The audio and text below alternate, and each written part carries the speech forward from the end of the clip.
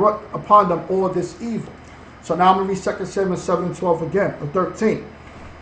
He shall build a house for my name, and I will establish the throne of his kingdom forever. So that was talking about Solomon, but Solomon's kingdom did not last forever. Why? Because he departed from the word of the Most High when he ordered the building of the temple of idols, okay, in a stricken old age, to please his concubines, because he loved many strange women of these other nations, and they seduced him, okay, in his old age to have that done.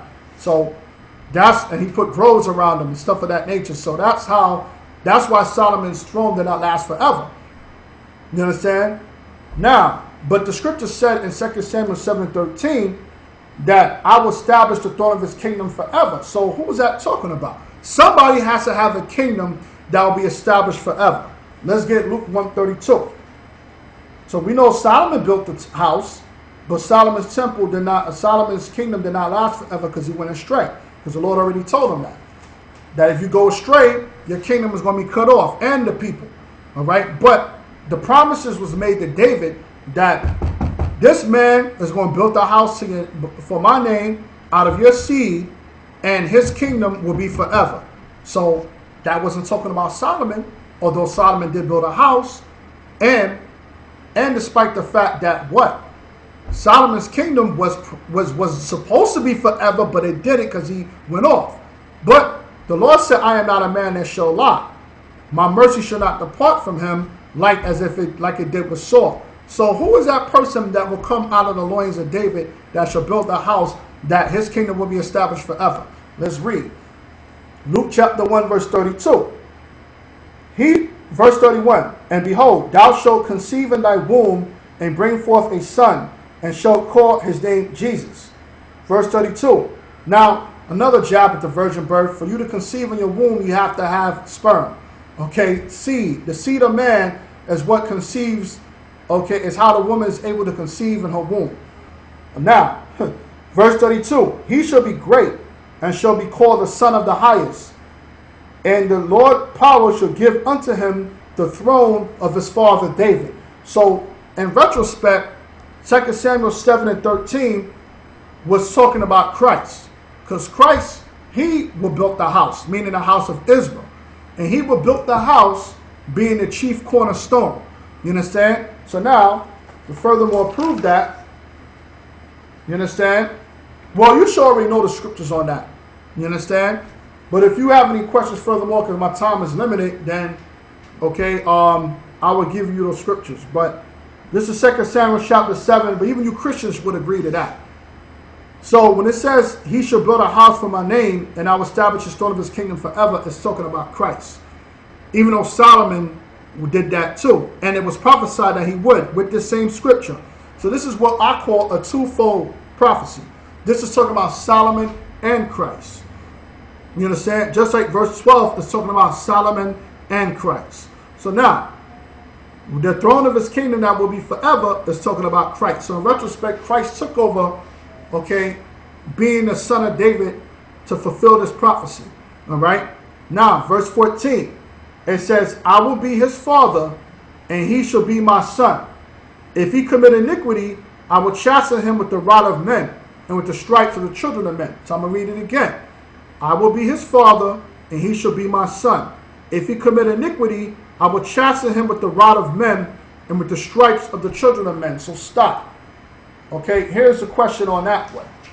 It says, if he commit iniquity. Now, we all know Solomon did commit iniquity when he built the house of idols. Now, when you read about Solomon, Solomon died of old age in his sleep. You understand? So, why didn't Solomon get beaten like the scripture said he was supposed to by committing iniquity? Why didn't that happen? We know Solomon built the house, but he went off. He committed iniquity. Not only that, none of the sons of David was beaten. Or was they? Okay, as far as my scripture shows, in my history, in my reading, I don't recall any scripture saying that any of the sons of David was beaten with the rod of men or with the stripes of men. Or was there one that was beaten with the stripes of men? I don't know. Let's go to Hebrews 1 and 5. Okay, was there one? Was there any of the sons of David that was ever beaten with the rod and the stripes of men? Because Solomon did.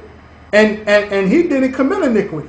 All right, he did not commit it. Solomon did commit iniquity, but Solomon was never beaten. Why not? The scripture said that if he commits iniquity, he shall be beaten with the stripes of men. And the scripture said that I will be a father to him, and he shall be my son. Who's that talking about? Let's get Hebrews, the 1st chapter and the 5th verse. For unto which of the angels, this is talking about Christ, for unto which of the angels said he at any time, thou art my son? Which angelic being in the heavens did the Lord ever call particularly his son? Now we know the angels are the sons of God, but the Lord never called any of the angels his son. There was only one particular person, according to Psalms, the 2nd chapter, that was called the Son of the Most High in the heavens. And I was talking about who? That was talking about Christ. Now it says right here, for unto which of the angels said he at any time, thou art my son, this day have I begotten thee. And again, I will be to him a father, and he shall be to me a son. Hebrews 1 and 5. I think it was written by Matthews. What is Matthew talking about? That sounds familiar here.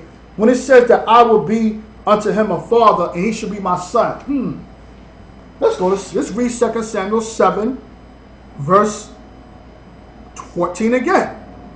I will be his father, and he shall be my son. So who is that talking about? It's talking about, I would assume it's talking about Christ. Let's read Psalms. Let's hold that though.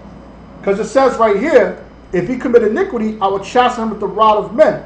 So which one of David's sons did the Lord call his personal son that committed iniquity that was beaten with the rods of men? It wasn't Solomon, but we just read up here that Solomon was to build the temple, and the scripture said Solomon fulfilled that by building a house.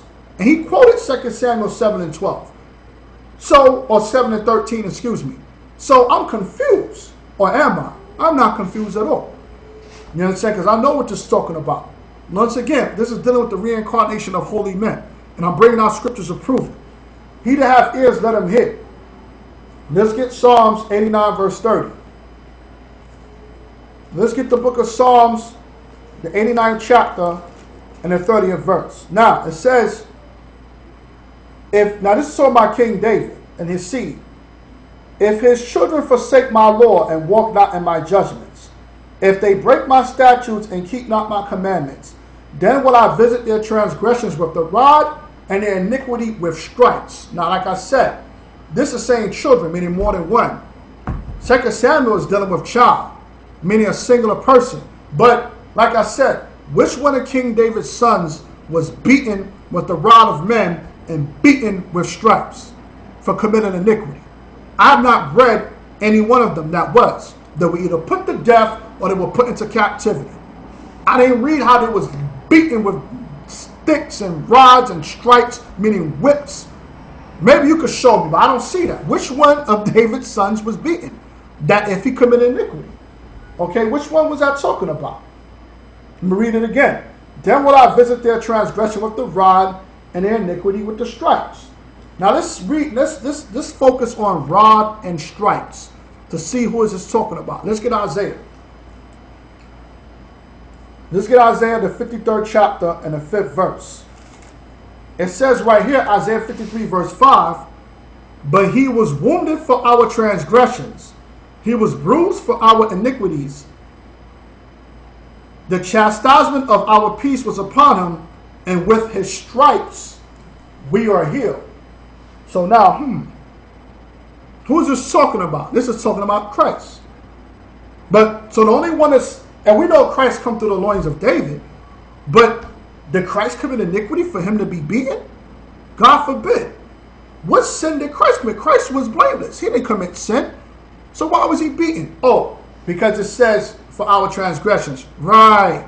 That's why Christ was beaten, because when he was Christ, he didn't commit no sin. But then who the hell is this talking about that the Lord said that if he sins against me, son of David, I will beat him with the rod of iron, and he shall build the house in my name. In this kingdom I will establish forever. So who was that talking about? Let's get 1 Peter's. Let's get the book of 1 Peter chapter 2, verse 20.